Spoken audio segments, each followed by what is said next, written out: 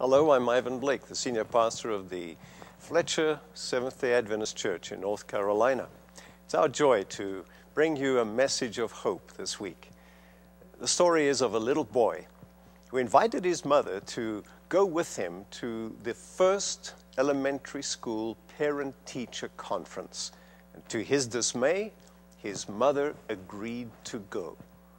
Why did he not want his mother to go? Though she was a very beautiful woman, there was a large scar that covered almost half of the right-hand side of her face. And this little boy was ashamed of the appearance of his mother. Well, she went along, and he was surprised to see how well she was received by the parents, the teachers, and others at the conference. She was very kind. They could see she was a very beautiful woman.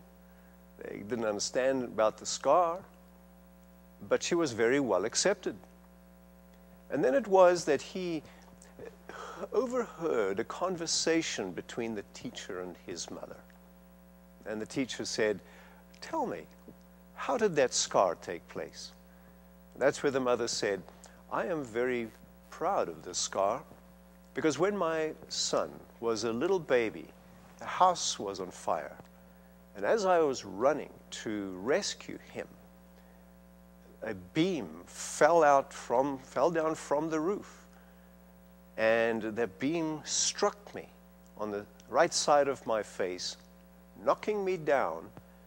And as I went down, I covered my son's body to protect him. But I fell unconscious. Unfortunately, firemen found us, rescued us, and saved our lives."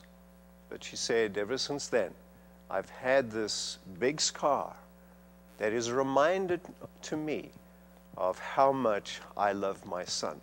Well, the little boy, having heard this for the first time now, came running up to his mother with tears in his eyes. He was so moved by that story. And he clung to his mother, kept saying, "Thank you, thank you." And for the rest of that day, he just held her hand tight, like he didn't want to let go, because he was so grateful. And that reminds me of the scars that Jesus received for dying in our place. Now, there are some people who are ashamed of the crucifixion. How can anyone worship a God with the scars of crucifixion? Not just the scars physically, but also scars on the life. Indeed, that is also the way it seems in the Scriptures. For it tells us in Isaiah 52, verse 13 and on, the words are, "See, my servant will prosper. He will be highly exalted." But many were amazed when they saw him. His face was so disfigured that he seemed hardly human.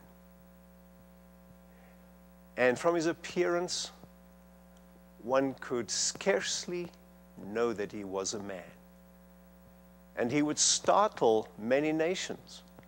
Kings will stand speechless in his presence, for they will see what they had not been told. They will understand what they had not heard of. See, that is the prediction, that it would amaze the world, that someone crucified, being scarred by a crucifixion, will indeed be the Savior of the world.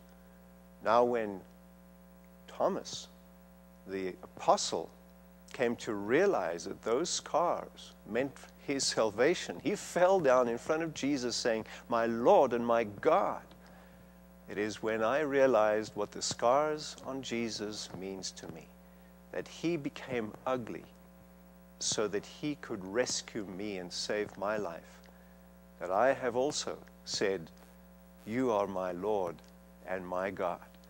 And I trust that you also will respond to the scars of Jesus, that we will hold on to his hand like that little boy, his mother's.